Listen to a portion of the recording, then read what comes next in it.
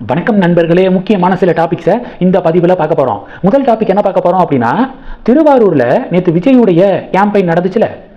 அப்போ தாவேக்காவுடைய தொண்டர்கள் பார்த்தீங்கன்னா விஜயை பார்க்கக்கூடிய ஆர்வத்தில் ஒரு கோவில் இருந்திருக்குங்க, காசி விஸ்வநாதர் கோவில் அப்படின்னு சொல்லிட்டு அந்த கோவிலுடைய கோபுரத்து மேலே ஏறி இருக்காங்க. செருப்பு காலோட ஷூ காலோட விஜயை பார்க்குற ஆர்வத்தில் கோவில் கோபுரத்தில் ஏறி இருக்காங்க. செருப்பை கலட்டிட்டு அந்த கோபுரத்தில் ஏறி இருந்தால் கூட பரவாயில்ல. ஸோ எதுக்காக இப்படி அப்படின்னு சொல்லிட்டு இந்த பிஹேவியருக்கு, இந்த செயலுக்கு கண்டனங்கள் சோசியல் மீடியாவில் குவிந்து வருது. இது முதல் டாபிக். ரெண்டாவது டாபிக் என்ன பார்க்க போகிறோம், தமிழக பாஜகவுடைய 2வது பூத் கமிட்டி மாநாடு இருக்குல்ல, அது திண்டுக்கல்ல நடக்குது இன்னைக்கு அப்படிங்கிற மாதிரியான செய்திகளை பார்க்க முடியுது. இதில் மத்திய நிதியமைச்சர் நிர்மலா சீதாராமன் அவர்கள் கலந்து கொள்கிறார் அப்படிங்கிற அப்டேட்டையும் பார்க்குறோம்.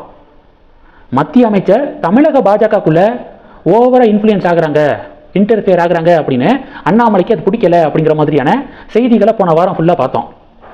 தமிழக பாஜக நிர்வாகிகளை கூப்பிட்டு மீட்டிங் நடத்துறது, அந்த மீட்டிங்கில் அண்ணாமலை மீது விமர்சனம் பண்ணுறது, இதெல்லாம் ஒரு சலிப்பை ஏற்படுத்தியிருக்கு, தொண்டர்கள் மத்தியில் ஒரு அதிருப்தியை ஏற்படுத்தியிருக்கு அப்படின்னு போன வாரம் ஃபுல்லாக செய்திகள் ஓடுனுச்சு. இது எல்லாத்தையும் தாண்டி, இந்த டிபேட் எல்லாத்தையும் தாண்டி இன்னைக்கு மறுபடியும் நிதியமைச்சர் நிர்மலா சீதாராமன் அவர்கள் தமிழக பாஜக விவகாரத்தில் உள்ள நுழைகிறாங்க. செகண்ட் பூத் கமிட்டி மீட்டிங்கில் மாநாட்டில் கலந்துக்கிறாங்க. இது ஒரு பெரிய டிபேட்டாக மாறி இருக்கு. ஆக்சுவலாக madam finance minister Nirmala Sitharaman அவர்கள் மாதிரி ஒரு பெஸ்ட் ஃபினான்ஸ் மினிஸ்டரை இந்தியா இது வரைக்கும் பார்த்ததில்லை. கோவிட் காலத்தில் பாதிக்கப்படாத உலக நாடுகளே கிடையாது பொருளாதார ரீதியாக. ஆனால் அவங்க மத்தியில் இந்தியாவுடைய பொருளாதாரம் நல்ல டைரக்ஷனில் வளர்ந்துக்கு இருந்துச்சு. அதுக்கு முக்கிய காரணம் ஃபினான்ஸ் மினிஸ்டருடைய பாலிசிஸ். இன்ஃப்ளேஷன் இந்தியாவில் இப்போ வரைக்கும் கண்ட்ரோலில் இருக்குது. கோவிட் காலகட்டத்தில் கூட மத்திய அரசாங்கத்துடைய திட்டங்கள் எதையுமே நிறுத்தி வைக்கல, அது பாட்டுக்கும் அதுபடி வழக்கம் போல நடந்துக்கு இருந்துச்சு. இது எல்லாத்துக்கும் ஒரே காரணம் finance minister.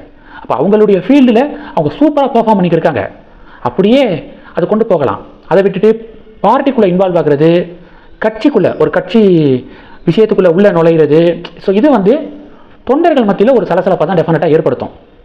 Madam Nirmala Sitharaman அவர்கள் தேர்தல் இப்போ வரைக்கும் சந்திச்சு அவங்க பெரிய பிரம்மாண்டமான வெற்றியெல்லாம் அவங்க பார்த்தது கிடையாது. அவங்களுக்கு டெஃபினட்டாக எக்ஸ்பீரியன்ஸ் இருக்குது, பாலிடிக்ஸ் வைஸ் அவங்க ரொம்ப எக்ஸ்பீரியன்ஸ் ஹேண்டு தான். இருந்தாலும் அவங்க எந்த ஒரு தேர்தலையும் இப்போ வரைக்கும் அவ்வளோவா சந்திச்சது இல்லை. அப்படி இருக்கும்போது அவங்க ஒரு மீட்டிங்கில் கலந்துக்கிறது, நல்ல கட்சியை வளர்த்து கொண்டு போய் இருக்கக்கூடிய அண்ணாமலையை விமர்சனம் பண்ணுறது, இது நல்ல ஒரு பாசிட்டிவான ஒரு நியூஸாக எனக்கு படலை. இது ரெண்டாவது டாபிக்.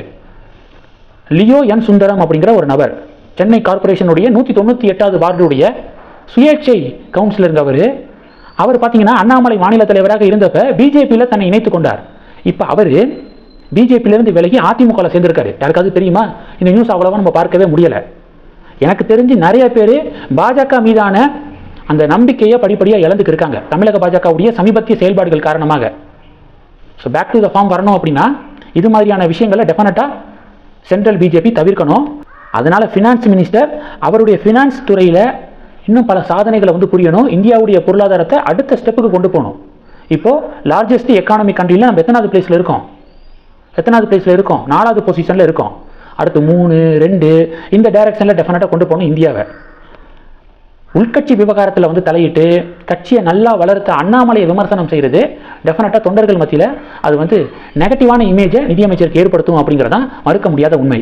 இது ரெண்டாவது டாபிக். மூணாவது டாபிக் என்ன பார்க்க போகிறோன்னா, ஏபிபி நியூஸ் சேனலில் டிஃபென்ஸ் மினிஸ்டர் ராஜ்நாத் சிங் அவர்கள் ஒரு ஹாப்பியான நியூஸை ஷேர் பண்ணியிருக்காரு.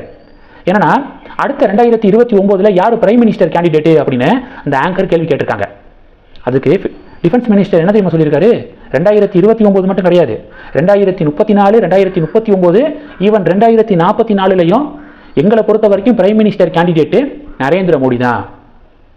2047 விக்சித் பாரத் 2047க்குள்ள இதுதான் மோடியுடைய இலக்கு. அதை அடையும் வரை அவர் தான் பிஎம் கேண்டிடேட்டு என்டிஏவை பொறுத்த வரைக்கும் அப்படின்னு ராஜ்நாத் சிங் அவர்கள் ஒரு ஹாப்பியான அப்டேட்டை ஷேர் பண்ணியிருக்காரு. இது மூணாவது டாபிக். நாலாவது டாபிக் என்ன பார்க்க போறோம்னா, பாக்ராம் விமானத்தள கட்டுப்பாடு இருக்குல்ல, ஆப்கானிஸ்தானில் இருக்குது, அதை எங்ககிட்ட ஒப்படைக்கணும், இல்லைன்னா விளைவு ரொம்ப மோசமாக இருக்கும் அப்படின்னு ட்ரம்ப் இப்போ ஆப்கானிஸ்தானை மிரட்ட ஆரம்பிச்சிருக்காரு.